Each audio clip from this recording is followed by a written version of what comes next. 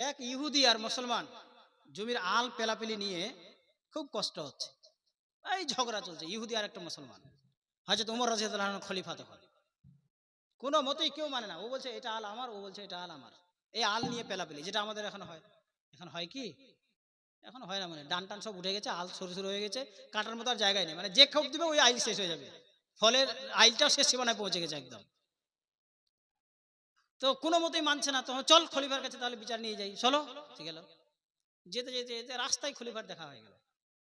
খলিফা কি করেছেন, ওই পানি আনতে গেছে কলসিতে করে। কে? সম্পূর্ণ পৃথিবীর রাষ্ট্রপতি হযরত ওমর রাদিয়াল্লাহু তাআলা আনহু কলসিতে করে পানি আনতে গেছেন। হাজারো জন খাদিম তার আছে, কিন্তু না, নিজে কলসি করে পানি নিতে গেছে। কলসি কোমরে আছেই, দেখা হয়ে গেল, দুজন লোক আসে, কি খবর ভাই, বলো বলো বলো। আপনারই কাছে যাচ্ছিলাম। আচ্ছা বলো তাহলে, এখানে দেখা হয়ে গেল, তারা এখানেই বসলো, মাটিতেই বসলো। মাটিতে বসছে, কলসিটা এবার জাঙ্গের উপরে রাখা আছে। কলসি কোথায় আছে? জাঙ্গের উপরে। তখন বাকি লোক দুটো বলছে, হুজুর ওই কলসিটা নিচে রাখুন না, কতক্ষণ ধরে আপনি এখানে, একটা গল্প আছে তো, একটু সময় লাগবে, নিচে রাখুন।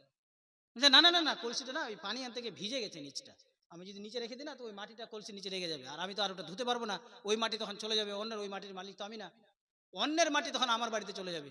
বলছে সুবহানাল্লাহ। বলছে হুজুর আমাদের হয়ে গেছে, ফয়সালা হয়ে গেছে, আর বলতে হবে না।